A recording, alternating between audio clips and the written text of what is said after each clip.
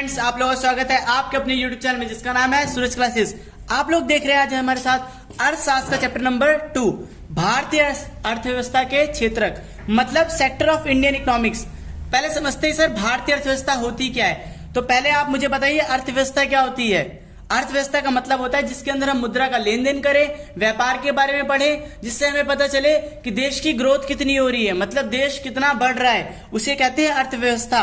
तो जैसे इस चैप्टर के अंदर बताया गया कि आर्थिक गतिविधियां क्या होती हैं। देखिए आर्थिक गतिविधियां मतलब पैसों का लेन देन, आना जाना, पैसों का लेन देन अपने देश के साथ चाहे बाहरी देश के साथ। चलो शुरू करते हैं कि देखते हैं अर्थव्यवस्था के क्षेत्र कितने, बताइए कितने क्षेत्र हो सकते हैं। आप लोग बताइए फटाफट से कितने क्षेत्र है। जैसे प्राथमिक क्षेत्र, द्वितीयक क्षेत्र और तृतीयक क्षेत्र, 3 क्षेत्र हैं। मतलब सर ये क्षेत्र होता क्या है, मतलब हमारा देश 3 क्षेत्रों में काम करता है। कौन कौन से में, जल्दी बताइए। हाँ, पहला क्या बताया मैंने, प्राथमिक क्षेत्र। प्राथमिक क्षेत्र के अंदर हम उन चीजों के बारे में पढ़ते हैं जैसे चीजों का उत्पादन कैसे होता है, मतलब प्रोडक्शन कैसे होता है, how to produce a goods, it's called a प्राथमिक क्षेत्र, प्राइमरी सेक्टर। मतलब वस्तु का निर्माण कैसे हुआ। अब सर वस्तु का निर्माण मतलब भाई खेती करना क्या है, वस्तु का निर्माण कर रहे हैं। कृषि क्या है, वस्तु का निर्माण है कि नहीं है। अब मान लो सर कृषि से हमने मान लो गन्ना उगाया, गन्ना देखिए मान ली गन्ना उगाया, सिर्फ गन्ना से क्या होगा आगे देखिए, गन्ना उगाया प्राथमिक क्षेत्र में। अब गन्ना क्या करेंगे, उस गन्ने को ले जाएंगे द्वितीयक क्षेत्र में, उसको पेरेंगे, मतलब उसको पेर के किसे बदलेंगे, शुगर के अंदर। शुगर क्या बन गया, द्वितीयक क्षेत्र का हो गया। मतलब प्राथमिक क्षेत्र में चीजों का उत्पादन होता है, सेकंड क्षेत्र में हाँ उसको क्या बनाते हैं, मूल्यवान वस्तु में बदलते हैं। मतलब अगर गन्ना यहाँ 10 रुपए का था तो यहां तक जाते जाते 40 रुपए का हो चुका है। हमने क्या किया, वस्तु को मूल्यवान बना दिया। किसमें, द्वितीयक क्षेत्र में। तो द्वितीयक क्षेत्र में सारी फैक्ट्रियां आती हैं, सारे औद्योगिक क्षेत्र आते हैं। हिंदी में क्या बोलेंगे, औद्योगिक क्षेत्र। मतलब ऐसी जगह जहां पर हाँ प्राथमिक वस्तुओं को द्वितीयक में बदला जाता है। समझ आया कि नहीं समझ आया। अब देखिए गन्ना हमारा बन चुका है शुगर। अब शुगर को क्या बनाएंगे, हाँ शुगर से बनाएंगे चाय, शुगर से बनाएंगे चाय। तो चाय देखिए यहाँ पर क्या था, 10 रुपए की शुगर थी, 40 रुपए के, हाँ देखिए 10 रुपए का गन्ना शुगर में बिका 40 में। अब वहीं से क्या होगा, और पैदावार होगी। इसके अंदर और चीजें आती है, जैसे आपको चाय वाला देखा होगा, आप यहाँ चाय वाला आता होगा, हाँ आजकल बहुत फेमस है चाय वाला वर्ड। ये जो चाय वाला है ये क्या करता है, ये सेवा देता है। तृतीयक क्षेत्र में क्या होती है, सेवाएं देते हैं। तृतीयक क्षेत्र के अंदर हम सेवाओं के बारे में बात करेंगे। मतलब जो चीजें प्राथमिक में बनी, पैदा हुई, द्वितीयक में उनको तैयार किया गया, तृतीयक में उनको परोस देंगे, उनको दे देंगे। ठीक है, तो ये तृतीयक के अंदर क्या होता है, जब हम तृतीयक क्षेत्र के अंदर देखते हैं तो आपसे कोई पूछ ले तो बता देना कोई भी सेवा। जैसे मैं टीचर हूं, मैं पढ़ा रहा हूं, कोई डॉक्टर है आपको दवा दे रहा है, तो सबके सब क्या कर रहे हैं, सेवा कर रहे हैं ना आप लोगों की। हाँ जैसे आर्मी वाला है वो हमारे लिए क्या कर रहा है, सेवा कर रहा है। वो सामान नहीं बेच रहा लेकिन वो क्या कर रहा है, सेवा कर रहा है। तो सेवा करना भी क्या हो गया, जब हम किसी कार्य के लिए सारे मिलकर काम करते हैं तो क्या कहलाता है, वो तृतीयक क्षेत्र के अंदर आता है। आज देखते हैं सार्वजनिक क्षेत्र को। जैसे मैंने आपको बताया प्राथमिक, द्वितीयक, तृतीयक। सार्वजनिक का मतलब क्या होता है, अरे सार्वजनिक का मतलब होता है सबके लिए। सार्वजनिक मतलब सबके लिए, मतलब पब्लिक सेक्टर। पब्लिक सेक्टर जानते हैं आप लोग, हाँ सरकारी पार्क जिसमें खेल रहे होते हैं आप लोग, वो सरकारी पार्क है कि नहीं है, सबके लिए सरकार ने ओपन कर रखा है। सरकारी अस्पताल, सरकारी स्कूल, सरकारी सेवाएं, सभी को क्या कहा जाता है, सार्वजनिक क्षेत्र कहा जाता है। कोई भी सरकारी सेवा सार्वजनिक क्षेत्र में आती है, पब्लिक सेक्टर। अब देखिए निजी, निजी मतलब मेरी खुद की प्रॉपर्टी है भाई, मेरा ट्यूशन सेंटर है, मेरा स्कूल है, मेरा घर है। जो बोल लेते हैं जिसके आगे लगा लेते हैं लोग मेरा मतलब क्या हो गया, वो प्राइवेट सेक्टर है, निजी क्षेत्र है। इसका मतलब होता है वह परिसंपत्तियां जो जिसपे किसका अधिकार है, जिसपे उस व्यक्ति का अधिकार है, खुद का निजी अधिकार है, स्वामित्व है, उसे क्या बोलते हैं, या वो सेवाएं जिन पे उनका खुद का अधिकार है उसे क्या बोलते हैं, निजी क्षेत्र। जैसे आप लोग देखते हैं भाई कि हमारे यहाँ पर ना प्राइवेट कंपनियां भी काम करती है और पब्लिक सेक्टर भी काम करता है। प्राइवेट कंपनियां कैसे, जैसे आप जानते होंगे हेयर ऑयल्स आते होंगे आपके घर, शैम्पू आते हैं, टीवी आता है, ये सब प्राइवेट सेक्टर के काम है। ठीक है, मोबाइल फोन है। लेकिन देखिए रेलवे आप लोग जानते हैं, हाँ भारत में रेलवे क्या है, आज भी क्या है, पब्लिक सेक्टर है। वो आज भी गवर्नमेंट सरकारी कार्य उस पे होते हैं। अगला वर्ड है सकल घरेलू उत्पाद। क्या होता है इसका मतलब, ग्रॉस डोमेस्टिक प्रोडक्ट का मतलब क्या होता है, देखिए सकल घरेलू उत्पाद का मतलब होता है वह वस्तुएं, देखिए लिखा हुआ है प्रत्येक क्षेत्र में जो चीजें बनाई जाती हैं वो क्या करें, जो देश के अंदर बनाई गई और उसका मूल्य उस वर्ष के अंदर जितना आता है उसे क्या बोलते हैं, सकल घरेलू उत्पाद। देखो मैं आपको एक्सप्लेन कर रहा हूं, जीडीपी क्या होता है, जीडीपी मेरे साथ पढ़िए।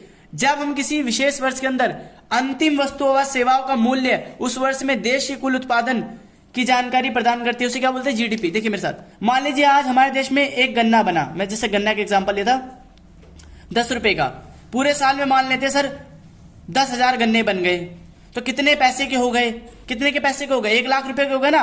तो जो 1 लाख रुपए दिख रहे हैं ना आप लोगों को, ये क्या आएगा, सकल घरेलू उत्पाद का। तो अभी हमें पैसे नहीं गिनने, हमें गिनना क्या है इसके अंदर, प्रोडक्शन। गन्ना कितना बना, गन्ना बना है 10,000, उत्पादन कितना हुआ है 10। उत्पादन को गिनना क्या कहलाता है, सकल घरेलू उत्पाद कहलाता है। मतलब इंडिया के अंदर गिने जाने वाली समान वस्तुओं को क्या कहते हैं, सकल घरेलू उत्पाद कहते हैं। अगला देखिए, अल्प बेरोजगारी। अब भाई उत्पाद चिल्ला रहे हैं, इतना रोजगार कह रहे हैं, क्या देश में रोजगार है, पूर्ण रूप से रोजगार है? तो रोजगार का मतलब क्या होता है, जब इंसान को कार्य मिल जाए, जैसे एम्प्लॉयड पर्सन जो जॉब पे जाता है और पैसा कमा के लाता है। इसका मतलब ये नहीं कि जॉब पे जा रहे पैसा कमा के ला रहे तो क्या है, वो रोजगार है। रोजगार है, पर क्या वो अपनी इच्छा से रोजगार कर रहा है, क्या वो अपनी कुशलता के हिसाब से रोजगार कर पाता है? बताइए मुझे। क्या पता कोई एमबीए करके, कहते हैं ना एमबीए करके सर जी वो रिक्शा चला रहा है, देखिए वो सर वो एमबीए चाय वाला है, चाय बनाता है वो, तो सर अपनी क्वालिटी के हिसाब से उसे काम नहीं मिल रहा, लेकिन क्या पता वो किसी कार्य को करते करते अपनी क्वालिटी के द्वारा उसका नाम बड़ा कर दे। जैसे आप लोग जानते होंगे एमबीए चाय वाला, उसने क्या किया, एमबीए कर रखी थी इसलिए उसे बिजनेस सेक्टर पूरा नॉलेज था, उसने चाय बिजनेस स्टार्ट किया और आज क्या कर लिया, अपने रोजगार को बढ़ा लिया। अब सर अल्प बेरोजगारी क्या होती है, कृषि क्षेत्र में अल्प बेरोजगारी की समस्या अधिक है। कृषि क्षेत्र में अल्प बेरोजगारी की समस्या क्या है, बहुत ज्यादा है, क्योंकि कृषि के अंदर आप जानते होंगे एक ही खेत के अंदर पूरा परिवार लगा हुआ है। सर छोटा सा खेत है उसमें पूरा परिवार लगा हुआ है, क्या पैदावार बढ़ जाएगी? सर 4 लोग काम करेंगे तब भी उतनी फसल आएगी, 10 लोग काम करेंगे तब भी उतनी ही फसल आनी है, तो क्या फायदा होगा? इसे बोलते हैं अल्प बेरोजगारी।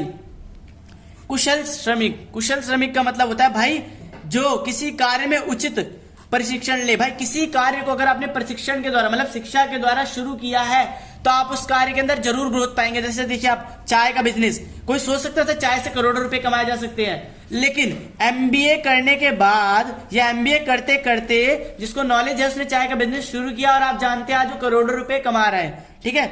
अकुशल श्रमिक वो होते हैं हमारे यहाँ पर, जैसे नौसिखिया कार्य शुरू कर देते हैं लेकिन उनको आता नहीं है।